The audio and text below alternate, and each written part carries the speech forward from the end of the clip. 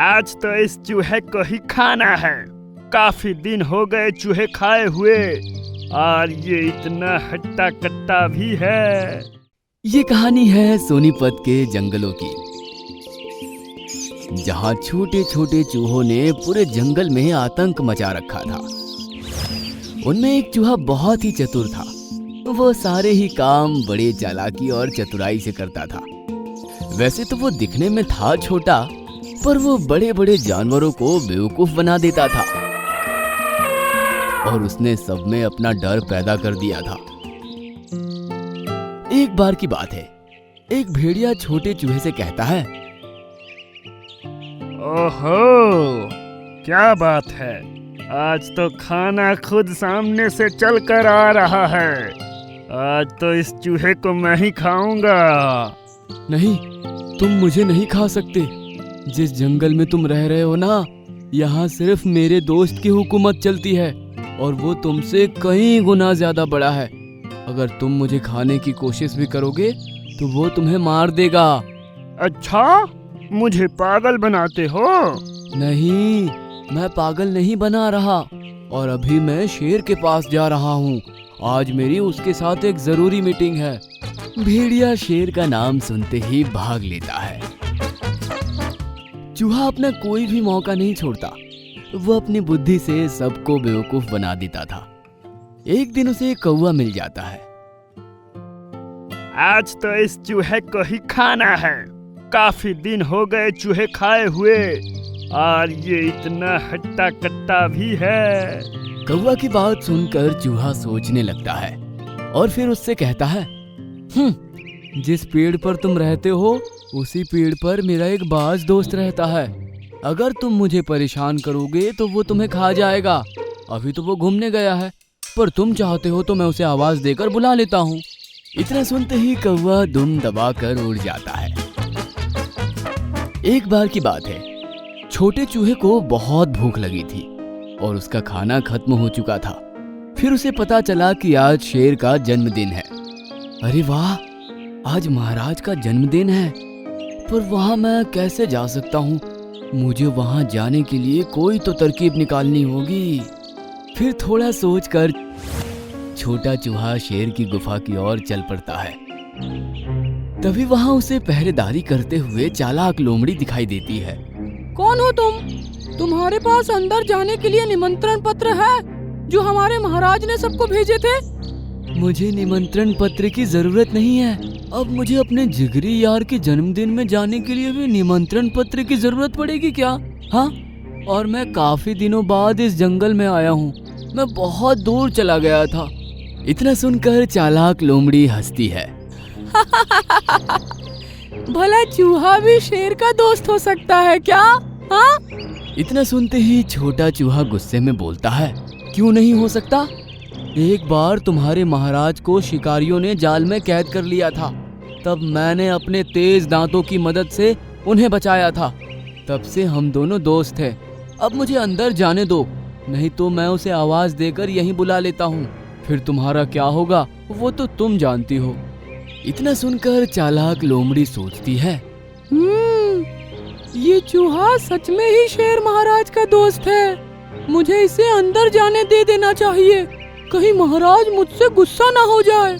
फिर लोमड़ी छोटे चूहे को अंदर जाने दे देती है, और अंदर जाकर चूहा सारा खाना खा लेता है और खूब मजे करता है।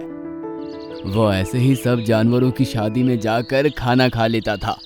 फिर एक दिन छोटे चूहे को चीता मिल जाता है।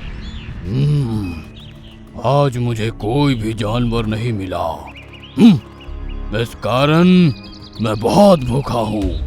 इस छोटे से चूहे को खाकर ही अपनी भूख थोड़ी शांत कर लेता हूँ।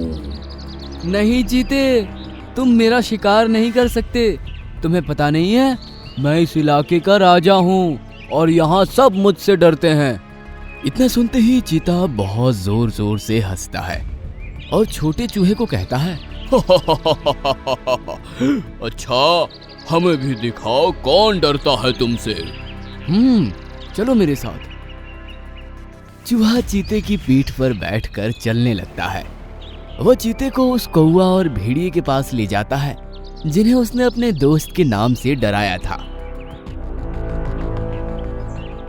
अरे ओ भेड़िए, बाहर आ और देख मैं किसके साथ आया हूँ। चीते को लगता है तुम लोग मुझसे नहीं डरते, बाहर आओ।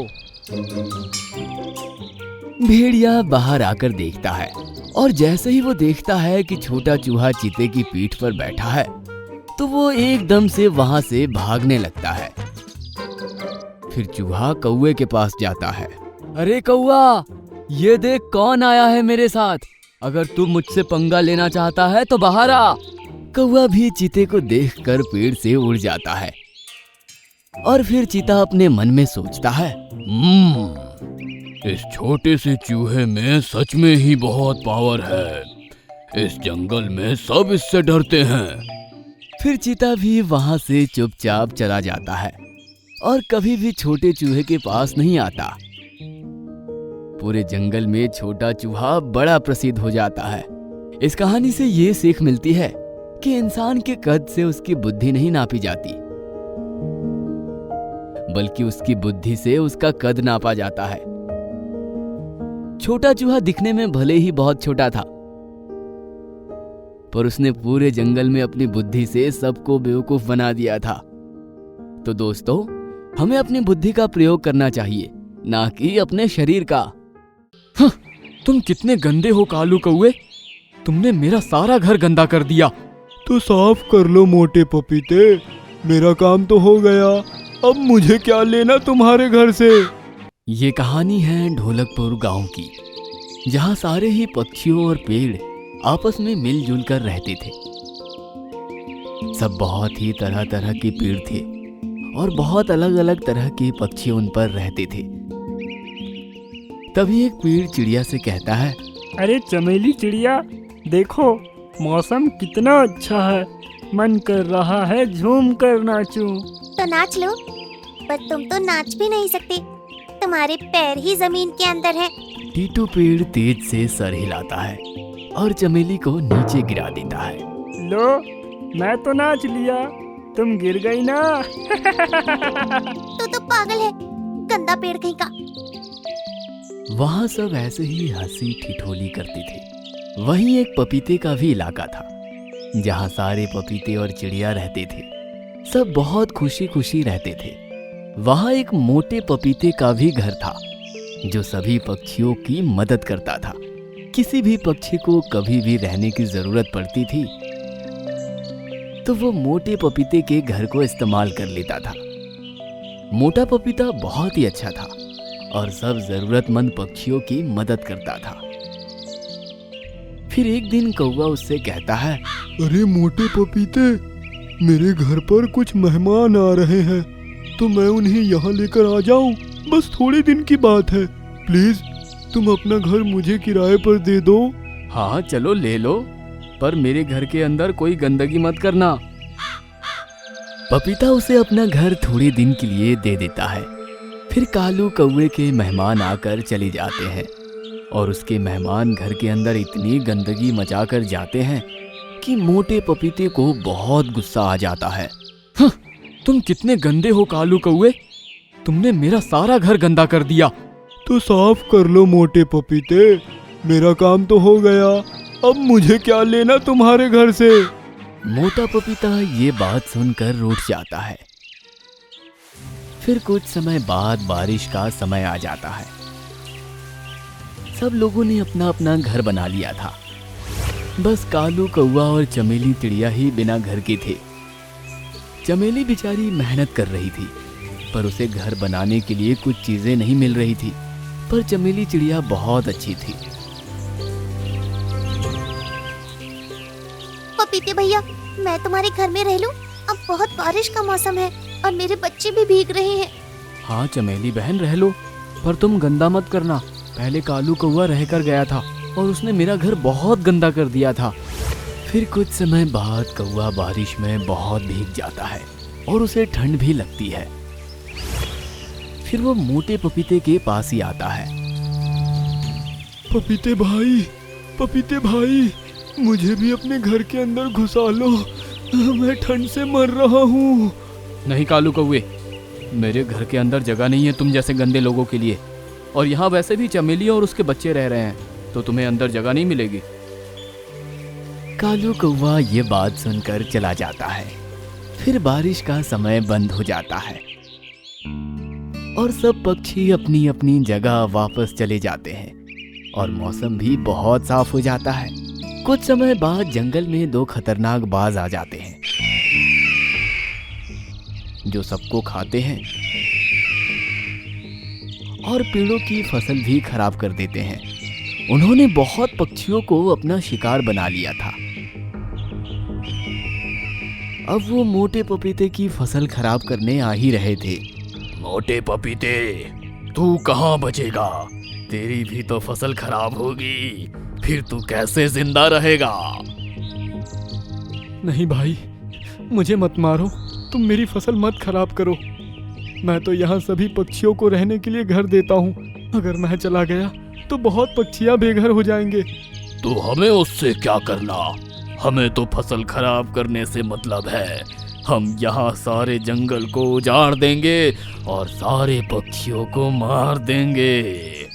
वहीं पीछे से चमेली उड़कर आती है और वो देखती है कि खतरनाक बाज मोटे पपीते को परेशान कर रहा है। वो फटाफट वहीं जाती है। ए खतरनाक बाज, मोटे पपीते अंकल से दूर हटो। तुम उन्हें परेशान नहीं कर सकते, और अगर तुम इन्हें परेशान करोगे तो तुम्हें मुझसे लड़ना होगा। अरे चिड़िया, तू मेरा क्या बिगाड़ सकेगी? मैं तो ये फसल खराब ही करूँगा।